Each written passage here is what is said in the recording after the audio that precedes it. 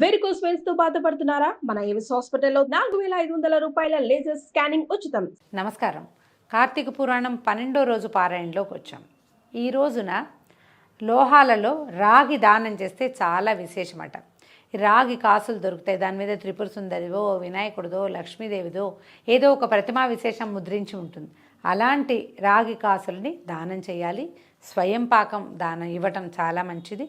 తర్వాత పరిమళ ద్రవ్యాలు ఏవైనా కూడా మనం తాంబూలంతో పాటు పరిమళ ద్రవ్యాలు కూడా ఇవ్వచ్చట. జాజికాయలు లాంటివి, తర్వాత చందనము, అగరు, కర్పూరము, ఇలాంటి పరిమళ ద్రవ్యాలు ఏవైనా సరే, జాజికాయ, జాపత్రి, పచ్చకర్పూరం ఇవ్వాలి కర్పూరం ఇచ్చేటప్పుడు.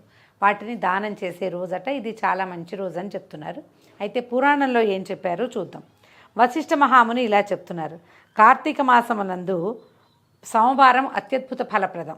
సోమవారం కంటే శనిత్రయోదశి 100 రెట్లు ఫలితం ఉంటుంది. ఈ సంవత్సరం మనకి నవంబర్ 25వ తారీఖు శనిత్రయోదశి వచ్చింది. కార్తీకంలో వచ్చే శనిత్రయోదశి చాలా ఫలితాన్ని ఇస్తుందట. 1000 రెట్లు ఫలితం ఇస్తుంది. ప్రయత్నం చేసుకోండి. ఆ రోజున ఏదైనా శని సమస్యలు ఉన్నవాళ్ళు, లేని వాళ్ళు కూడా అందరూ చేయొచ్చండి, చేసుకోవచ్చు, మంచిది. ఏదైనా శని విశేషాలతో బాధపడే వాళ్ళు ఉంటారు కదా కొంతమంది, వాళ్ళు కనుక ఖచ్చితంగా ఈ శని త్రయోదశి నాడు ఏదైనా చేసుకుంటే కనుక అది 1,000,000 రెట్లు ఫలితాన్ని ఇస్తుందట. త్రయోదశి కంటే కార్తీక పౌర్ణమి 1000 రెట్లు ఫలితాన్ని ఇస్తుంది. పౌర్ణమి కంటే శుద్ధ పాడ్యమి 1,00,000 రెట్లు అధిక ఫలితం. శుద్ధ పాడ్యమి కంటే ఏకాదశి 1,000,000 గుణ ఫలప్రదం. అంతిమ ఏకాదశి కంటే కూడా, అంటే తర్వాత వచ్చే ఏకాదశి కంటే కూడా శుద్ధ ఏకాదశి, శుద్ధ ద్వాదశి 2 అత్యద్భుతమైన ఫలితాలను ఇస్తాయి. అయితే కొన్ని ప్రాంతాల్లో ఏంటంటే పౌర్ణమి తర్వాత నెల మారిపోతుంది. మనకి ఒరిస్సా ఆ ప్రాంతాల్లో ఎట్లా ఉంటుందంటే పౌర్ణమితోటే వాళ్ళ నెల ఎండ్, మనకి అమావాస్యతోటి మాసం అవుతుంది కదా, వాళ్ళకి పౌర్ణమితోటే అవుతుంది. వాళ్ళ ప్రాంతాల్లో పద్ధతి ఎట్లా ఉన్నా మనకి మాత్రం పౌర్ణమికి ముందు వచ్చేటువంటి శుద్ధ ఏకాదశి, శుద్ధ ద్వాదశి చాలా విశేషమైన ఫలితాన్ని చెప్తారు. అంబరీషోపాఖ్యానంలో కూడా శుద్ధ ఏకాదశి చెప్పబడిందట. మోహం చేత కానీ, ఒకవేళ తెలియక మన లెక్క ప్రకారం, అంటే సౌత్ ఇండియాలో లెక్క ప్రకారం లేదా తెలుగువారి లెక్క ప్రకారం, ఈ తొలి ఏకాదశి నాడు, మొదటి ఏకాదశి నాడు శుద్ధ ఏకాదశి నాడు చేయకపోయినా కూడా తర్వాత ఏకాదశి నాడు, అంటే బహుళ ఏకాదశి నాడైనా ఉపవాసం చేసి గీతవాద్య పురాణాలతో అంటే రాత్రంతా గనక మనం జాగరణ చేసే వాళ్ళకి సమస్త పాపాలు పోయి విష్ణులోకంలో నివసిస్తాడట.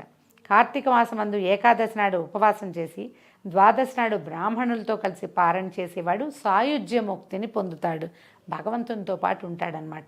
కార్తీక మాసంలో ద్వాదశి నాడు అన్నదానం చేసేవాడికి సమస్త సంపత్తులు వృద్ధి పొందుతాయి. ఏ కారణం చేతైనా ఏకాదశి నాడు ఉపవాసం ఉండకపోయినట్లయితే ద్వాదశి నాడు అన్నదానం చేయటం విశేషమైన ఫలితాన్ని ఇస్తుంది. ఉపవాసం ఉండి అన్నదానం చేసినా అద్భుతం. ఒకవేళ ఉపవాసం చేయలేని వాళ్ళు, అనారోగ్యస్తులు, మాత్రలు వేసుకోవాల్సిన వాళ్ళు, అన్నం లేనిదే ఉండలేని వాళ్ళు, పెద్దవాళ్ళు, ఇలా పెద్ద వృద్ధులు కూడా ఉంటారు కదా, వీళ్ళు ద్వాదశి నాడు గనక అన్నదానం చేస్తే అద్భుతమైన ఫలితం లభిస్తుంది. సూర్యగ్రహణం అందు గంగా తీరమున 1,000,000 బ్రాహ్మణులకు భోజనం పెట్టిన పుణ్యము ద్వాదశి నాడు ఒక బ్రాహ్మణుడికి అన్నం పెడితేనే లభిస్తుందట. 1000 గ్రహణాలు, 10,000 వ్యతిపాత యోగాలు, 1,00,000 అమావాస్యలు కలిపి ద్వాదశి వ్రత ఫలితానికి 16వ వంతు కూడా చాలవు. పుణ్యాలనిచ్చే తిథులు అనేకాలు ఉన్నాయి, కానీ ద్వాదశి హరిప్రియము కాన వాటికి అన్నిటికంటే కూడా దానికి అధిక ఫలప్రదంగా ఉంటుంది. క్షీరాబ్ది ద్వాదశియే శ్రీహరి దేవతగా కలిగింది. అంటే మనకి చాలా ద్వాదశులు వస్తాయి. తొలి ఏకాదశి తర్వాత ఒకటి ఇట్లా వరుసగా వస్తాయి కదా, కానీ హరి ఉత్థాన ఏకాదశి ఏ రోజునైతే హరి నిద్రలేస్తాడో కార్తీకంలో, ఆ మరుసటి ద్వాదశి ఆయనకి అత్యంత ప్రీతిపాత్రమట. ఈ రోజున చేసే దానము, జపము, తపము, భోజన భాజనాదులు అవన్నీ కూడా అత్యద్భుతమైన ఫలితాన్ని ఇస్తాయి. ఎందుకంటే ఆయనకి అత్యంత ప్రీతిపాత్రమైన సమయం.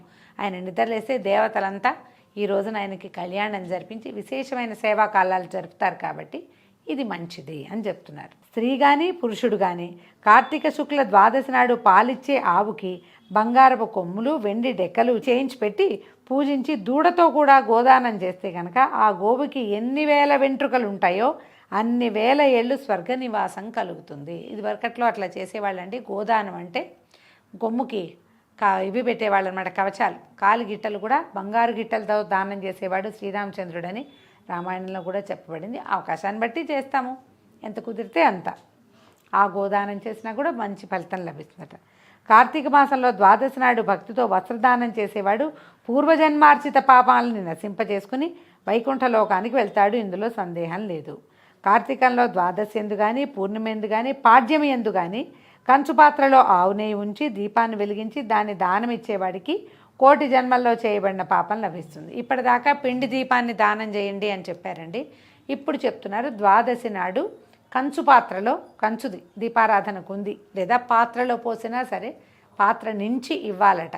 ఇంత పాత్ర నుంచి ఇవ్వాలంటే బోళ్ళు నెయ్యి వేస్తాం కదా, చిన్న పాత్రలో అయినా సరే కంచు పాత్ర ఇస్తే చాలా మంచిది అని చెప్తున్నారు. ద్వాదశి నాడు ఫలాలు, యజ్ఞోపవీతాలు, తాంబూలము, దక్షిణ ఇచ్చేవాడు ఈ లోకమునందు అనేక భోగాలు పొంది అంతమంది వైకుంఠమున విష్ణువుతో కలిసి చిరకాలము సుఖిస్తాడు. ద్వాదశి నాడు బంగారపు తులసి వృక్షము, సాలగ్రామము దానం చేయవాడు పొందే ఫలితాన్ని చెప్తాను వినమన్నారు. ఈ విషయంలో పూర్వోక్త దానాలంటే ఇలా చెప్పబడిన దానాలు చేసేవాళ్ళు 4 సముద్రాల మధ్యలో చతుసాగర పర్యంతంగా ఉన్న భూమిని దానం చేసిన ఫలితాన్ని పొందుతాడట. ఈ విషయంలో ఒక కథ ఉంది, అది ప్రత్యేకంగా చెప్తున్నారు. ఈ కథ వినవాళ్ళ సమస్త పాతకాలు నశిస్తాయట. గోదావరి తీరంలో దురాచారవతుడైనటువంటి ఒక కోమటి ఉండేవాడు, వ్యాపారస్తుడు అనమాట. ఆయన స్వల్ప దానం కూడా చేసి ఎరగడు. తాను కూడా అనుభవించలేదు, ఎవరికి ఉపకారం చేయలేదు. నిత్యము పరనింద చేసేవాడు, పరద్రవ్యములందు ఆసక్తి కూడా కలిగి ఉండేవాడు. ఆ కోమటి ఒక బ్రాహ్మణుడికి అధికంగా చాలా అప్పించి ఆ డబ్బుని వెనక్కి తీసుకోవడం కోసం ఆ ఊరికి వెళ్ళి అతను గ్రామాంతరంలో ఎక్కడో వేరే చోట ఉన్నాడని తెలుసుకొని అక్కడికి వెళ్ళి, ఓ బ్రాహ్మణ నా డబ్బు నాకు ఇవ్వమని అడిగాడట. ఆ మాట విని ఆయన ఏమన్నాడు, ఈ నెలాఖరికి ఇస్తాను నాయన, కొంచెం నిదానించు, ఎంతో కొంత చెల్లుబాటు చేస్తానని చెప్పాడు. ఎందుకంటే నేను నీ దగ్గర అప్పు తీసుకుని ఇలా ఎగేస్తే నాకు చాలా పాపాలు వస్తాయి, తిరిగి ఇవ్వకపోతే నరకంలో పడతాను నాయన, లేదా నీ కొడుగ్గా పుట్టి నేను నీ బాకీ తీర్చవలసి ఉంటుంది. ఇప్పుడు మన కొడుకులు కొంతమంది చూడండి, ఈ కథల్లో ఎట్లా చెప్తారో పురాణంలో, కొంతమంది పిల్లలు అంటే సంతానం తండ్రుల డబ్బుతోటి పెరుగుతారు, చదువుకుంటారు, కానీ తండ్రి రుణం తీర్చుకోరు. వాళ్ళు ఆస్తంతా లాగేసుకొని తల్లిదండ్రులని రోడ్డు మీదకి తోసేసే వాళ్ళని చూస్తున్నాం. తల కొరివి కూడా పెట్టని దుర్మార్గమైన కొడుకులు ఉన్నారు కొంతమంది. తర్వాత తద్దినాలు లాంటివి ఏం పెట్టరు, వాళ్ళని సంస్మరణ చేసి సంవత్సరానికి ఒకసారైనా ఇన్ని నీళ్లు శాస్త్ర ప్రకారమైనా విడిచిపెట్టరు. అవేంటంటే పూర్వజన్మలో అప్పెగవేయటం వల్ల జరిగేదనమాట. ఇది ఎగేసిన వాడు వీళ్ళ కొడుకుగా పుడతాడు. ఒకవేళ అప్పు తీర్చామనుకోండి, మనమే తీర్చుకోవాలి. వాళ్ళు కొంతమంది తండ్రుల రుణం తీర్చుకుంటారు. తండ్రి ఎంత దుర్మార్గుడో, తాగుబోతూ, మాట వెండు, పిల్లలకి ఏమీ చూడ్డు, అయినా సరే ఆ తండ్రులను చూసుకునే కొడుకులు కొంతమంది కనిపిస్తారు. ఈ డబ్బు వల్ల ఇలాంటి రుణాలు కలుగుతాయని చెప్తోంది పురాణం. ఎవరికైనా అప్పిచ్చి ఎగేస్తే వాడి కొడుకుగా పుట్టి వచ్చే జన్మలో వాడి రుణం తీర్చుకోవాలి. ఇలాంటి సమస్యలు కనపడుతున్నాయి, అది చెప్తున్నారనమాట. అయితే ఈ బ్రాహ్మడు ఇట్లా చెప్పేసరికల్లా వైశ్యుడు తెగ తిట్టిపోసాడట. తిట్టి నా ధనాన్ని నాకు ఇప్పుడే ఇచ్చే, లేకపోతే కత్తితో నీకు నరుకుతానని ఏం చేశాడు, దుర్మార్గ బుద్ధితో వేదవేత్త అయినటువంటి బ్రాహ్మణుని జుట్టుపుచ్చుకుని లాగి పడదోసి, ఒక రూక్ష బుద్ధి కలిగిన వాడు తొందరగా యాక్ట్ చేసేస్తాడనమాట. చేతిలో ఉన్న కత్తితోటి ఆ బ్రాహ్మణుడిని కొట్టింది పెద్ద దెబ్బ కాదు, కానీ ఎక్కడో మర్మఘాతం తగిలింది లోపలికి గట్టిగా. దాంతో ఆ బ్రాహ్మణుడు మరణించాడు. తర్వాత కోమటి రాజదండన వస్తుందన్న భయంతో అక్కడి నుంచి పరిగెత్తి పారిపోయి ఎవరికీ చెప్పకుండా, ఇంత పని చేశానని సిగ్గుపడకుండా, తన డబ్బు రానందుకు మాత్రం దుఃఖిస్తూ కొంతకాలానికి ఎప్పటికో మృతి చెందాడు. అయితే ఏమైందట, కరాళ ముఖులు, అమావాస్య రాత్రి చీకటితో సమానమైన కాంతి కలిగిన వాళ్ళు, అంటే వెలుగు లేని వాళ్ళు, భయంకరులు అయినటువంటి యమదూతలు పాశాలు ధరించొచ్చి ఈ వైశ్యుడిని యమపాసంతో బంధించి యమలోకాన్ని తీసుకుపోయి అక్కడ ఉన్నటువంటి భయంకరమైన రౌరవం అనేటువంటి ఒక నరకంలోకి అతన్ని నెట్టారు. ఆ రౌరవంలో ఏంటంటే, రురువు అంటే ఒక మృగ విశేషంట, ఒక భయంకరమైన మృగం ఉంటుందట. ఆ రురుమృగంలో ఏంటంటే దానికి నోట్లో నుంచి ఏమో మంటలు వస్తుంటాయి.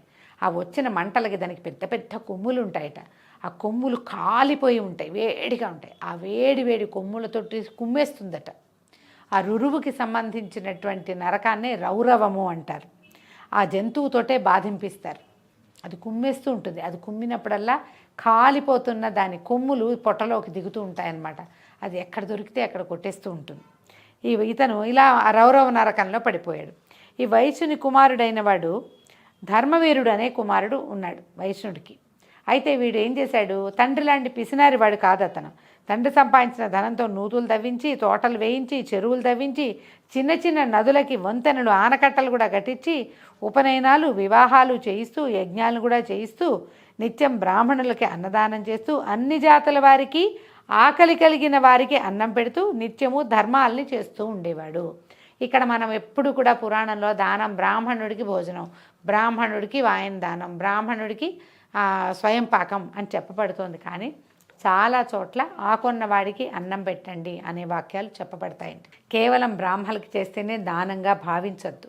ఆకలిగా ఉన్నవాడికి పట్టెడన్నం, ఆ పూటకి వాడికి ఆకలి, వాడి ఆత్మారాముడు శాంతిస్తే ఆ పొట్టలో ఉన్నటువంటి అగ్ని శాంతించబడితే పుణ్యంగానే అవుతుంది. అది కూడా దానంగానే చెప్పబడుతుంది. కాబట్టి బ్రాహ్మణులకే ఇవ్వాలి, వేరే వాళ్ళకి ఇవ్వకూడదన్న భావనలో ఉండద్దు. పురాణంలో కూడా అట్లా ఏమీ చెప్పబడలేదు. అయితే ఇతను ఎన్నో రకాల ధర్మకార్యాలు చేశాడు. ఇలా ఉండగా ఏమైంది, ఈ ధర్మవీరుడు ఒక సాయంకాలం నాడు హరిని పూజిస్తున్న సమయంలో నారద మహాముని సమస్త లోకాలు తిరుగుతూ ఆనాడు యమలోకం నుంచి బయలుదేరి తన వీణ వాయించుకుంటూ నారాయణ నారాయణ అని నారాయణ నామస్మరణ చేస్తూ ఎంతో సంతోషంగా, ఆయనకి ఏంటంటే నారాయణ నారాయణ అంటే రోమాంచితంగా ఉంటుందట, సంతోషం పట్టలేకుండా ఉంటాడు. నారాయణ అన్నప్పుడల్లా ఆయనకి గూస్ బంప్స్ వస్తాయన్నమాట సంతోషంతో. అయితే ఇట్లా బోళ్ళని నారాయణ నామాలు చెప్పుకుంటూ వచ్చాడట, యమలోకం నుంచి బయలుదేరి వచ్చాడు. ఈ ఆనందంగా వస్తున్నటువంటి ఆయన్ని చూసేసరికల్లా ఈ వైశ్యకుమారుడైన ధర్మవీరుడు ఆయన వీణ వేటుతూ నారాయణ నామస్మరణతో ఏదో గానం చేస్తున్నాడు, నారాయణ నామాలు. అవన్నీ విన్నటువంటి ధర్మవీరుడు కూడా రోమాంచమైపోయి ఆనంద బాష్పాలు కురిసి బాష్పగద్గత స్వరంతో, అయ్యా రండి రండి దయచేయండి మా నారద మహాముని అని ఆయన పిలిచాడు. పిలిచి పరమ ప్రీతితో ఆయనకి అర్ఘ్యపాద్యాలు ఇచ్చి నమస్కారం చేస్తే, అయితే ఈయన వైశ్యుని ప్రీతితో కౌగలించుకున్నట్ట నారదుడు. తర్వాత దండం పెట్టి, అయ్యా మీలాంటి వాళ్ళు మా ఇంటికి రావడమే చాలా దుర్లభం. ఆ తర్వాత నేను ఏదో పూర్వపుణ్యం చేశాను కాబట్టి మీరు నాకు ఇవాళ కనపడ్డారు. నా పూర్వపుణ్యం ఫలించింది మునీంద్ర, మీకు దాసుణ్ణి, ఏం చేయమంటే అది చేస్తా, ఏం కావాలో చెప్పండి, మీరు ఏది సెలవిస్తే అది చేస్తానని పరిపరి విధాలుగా ప్రార్థించాట. ఈ మాటలన్నీ విన్న నారద మహాముని ఏమన్నాడంటే, అబ్బాయి ధర్మవీర, నా మాట జాగ్రత్తగా విను. ఈయన కార్తీక ద్వాదశి విష్ణుమూర్తికి అత్యంత ప్రీతిపాత్రమైంది కనుక ఆ రోజున చేసిన స్నాన దానాధికము అనంత ఫలప్రదం అవుతుంది. సూర్యుడు తులారాశి యందుండగా కార్తీక మాసమందు ద్వాదశి నాడు ధనికుడు కానీ, శూద్రుడు కానీ, యతి కానీ, వానప్రస్థుడు కానీ, బ్రాహ్మణుడు కానీ, క్షత్రియుడు కానీ, వైశ్యుడు కానీ, శూద్రుడు కానీ, స్త్రీ కానీ సాలగ్రామ దానం ఆచరించు వారికి జన్మజన్మాంతర కృతపాపాలు నశించును. అంటే ఇప్పుడు స్త్రీ అని ఎందుకు చేర్చారు, స్త్రీలు దానాలు చేయకూడదా అంటే, సాలగ్రామము స్త్రీలు ముట్టుకోకూడదని ఒక నియమం కనపడుతుందండి, చాలా చోట్ల పెద్దవాళ్ళు చెప్తారు. కానీ ఈ ద్వాదశి నాడు వాళ్ళు కనుక ఇది సాలగ్రామాన్ని దానం చేస్తే అద్భుతమైన ఫలితం లభిస్తుంది. ఎవరైనా దానం చేసుకోవచ్చు, దానం చేస్తే అఖండమైన ఫలితం లభిస్తుంది. ధర్మవీర విను, నీ తండ్రి చనిపోయి యమలోకాల్లో బాధలు పడుతున్నాడు. అతని పాప విశుద్ధి కొరకు కార్తీక ద్వాదశి నాడు సాలగ్రామ దానం చేయి అని చెప్పాడు. చెప్పేసరికల్లా ఈ నారద మునీశ్వరుడు చెప్పిన మాట విని వైశ్యుడు ఆశ్చర్యపోయాట. మునీంద్ర, నాకు చాలా తెలుసు, గోదానము, భూదానము, తిలదానము, సువర్ణదానము మొదలైన మహాదానాలతోటి కాని ముక్తి నేను ఎప్పటి నుంచో దానం చేస్తున్నా మా నాన్న కోసం, వీటి వల్ల పెద్దగా అవటం లేదు. ఈ శిలాదానంతో ఎలా అవుతుంది? పైగా శిలాదానం వృధంగా చేయటం ఎందుకు? అది భక్ష్యం కాదు, భక్షణం కాదు, భక్షము భోజ్యము కాదు. తర్వాత ఈ రాతిని పిచ్చివాడు తెలివి తక్కువలాగా నేను దానం చేయను అని చెప్పాడు. ఇలాగ సాలగ్రామం అంటే ఏమిటి? ప్రతి సంవత్సరం ఇది ఒక ప్రశ్న వస్తుందండి. సాలగ్రామము ఒక శిలా విశేషం.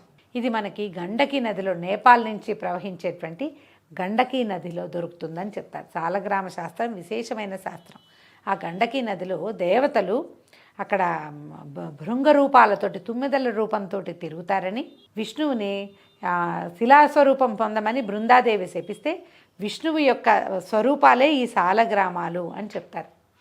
ఆయన శిలారూపం పొందాడట. ఆ శిలారూపాన్ని ప్రార్థిస్తున్నటువంటి భృంగాలు దాని మీద తిరుగుతూ ఉంటే వాళ్ళు చేసే ఏ స్వరూపంలో విష్ణువుని వాళ్ళు ధ్యానించారో ఆ స్వరూపపు ఒక ఇది గుర్తు ఆ సాలగ్రామం మీద పడుతుందట, ఆ శిలాస్వరూపం మీద.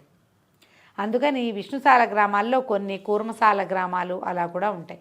ఈ తుమ్మెద ఎక్కడైనా తిరిగితే దాని రెక్కల తాకిడికి కొంచెం చిన్న గ్రూవ్స్ లాంటివి పడతాయి, గుర్తులు. ఈ గండకీ నదిలో దొరికేటువంటి శిలాస్వరూపాలన్నీ విష్ణు స్వరూపాలుగా భావిస్తారు. సాలగ్రామం అంటే అది. అవి సాధారణంగా గుండ్రగా చిన్నటి నల్లటి రాతి స్వరూపాల్లో మనకి కనిపిస్తాయి. ఈ సాలగ్రామార్చన చాలా విశేషంగా చెప్తారు. సాక్షాత్ విష్ణువుకి చేసినట్టే ఆ సేవ. ఇప్పుడు సాలగ్రామాన్ని దానం చేస్తే విష్ణుమూర్తిని దానం చేసినట్టే. దాంట్లో రకరకాల స్వరూపాలు ఉంటాయి. ఒక్కొక్క అంటే దశావతారాల్లో ఒక్కొక్క రూపం కూడా దాని మీద ఏర్పడుతుంది. చిన్న హోల్ ఉండి దానికి ఒక బంగారపు రంగు కనపడుతుంది. ఆ హోల్లో చాలా చిన్న సూక్ష్మమైన రంధ్రాలు కూడా ఏర్పడతాయి. ఇది నేపాల్ వైపు నుంచి మనకి దొరుకుతాయి. మనకి దేవాలయాల్లో కనిపిస్తాయి. మనకి వెంకటేశ్వర స్వామికి సాలగ్రామ మాల ఉంది. కొన్ని దేవాలయాల్లో మనకి మీరు గమనించండి, విష్ణు ఆలయాల్లో యువతల ఒక పళ్ళె నిండా ఇట్లా రాళ్ళు చిన్న చిన్నవి గుండ్రటివి పెట్టి కనబడతాయి, శిలాస్వరూపాలు.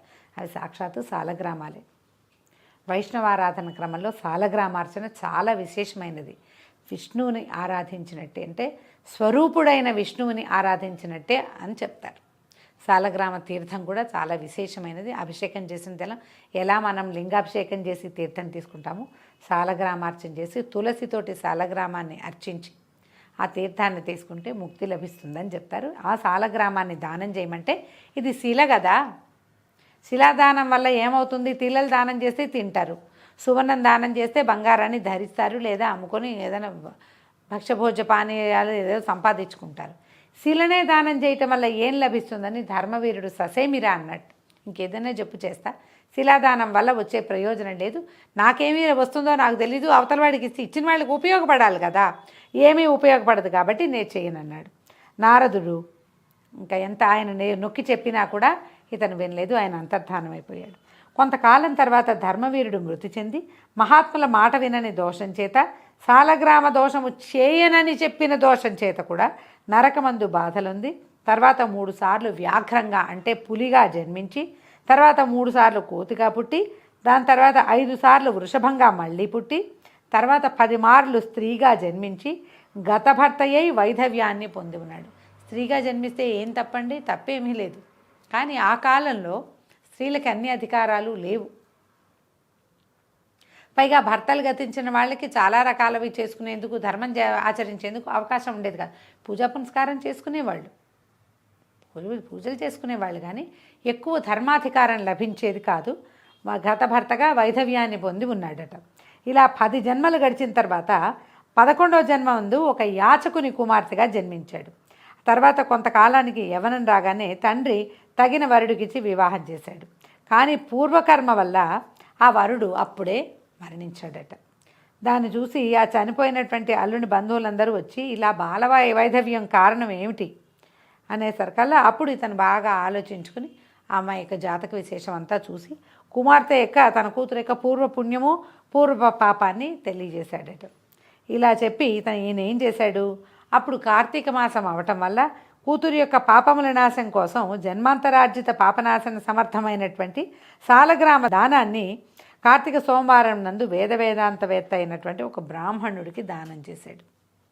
ఆ రోజు సోమవారం అవటం వాళ్ళ అదృష్టం. పూర్వజన్మార్జిత పాపాన్ని కూడా హరించేది ఏమిటంటే కార్తీక మాసంలో సాలగ్రామ దానం చేయటం. ఇది మనం కొత్తదే కొని దానం చేయవలసిన ఇది కూడా లేదండి.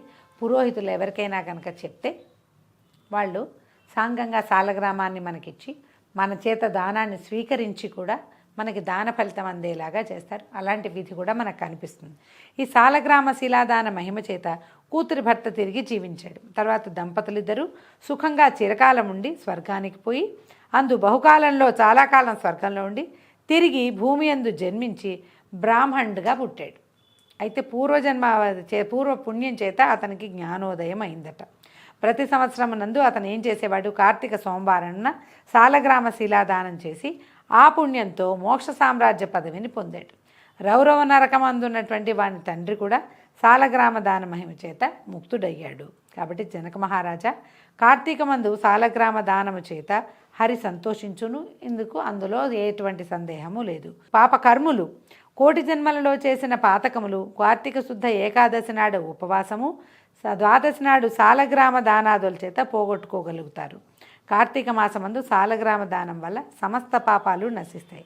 ఇది ముఖ్యమైన ప్రాయశ్చిత్తము, ఇంతకంటే వేరే ప్రాయశ్చిత్తం లేదు, ఇందుకు సందేహం లేదు అని చెప్పాడు. దీంతో 12వ రోజు పారాయణ పూర్తయిందండి. రేపు ఉదయం 13వ రోజు పారాయణతోటి మళ్ళీ కలుసుకుందాం. నమస్కారం.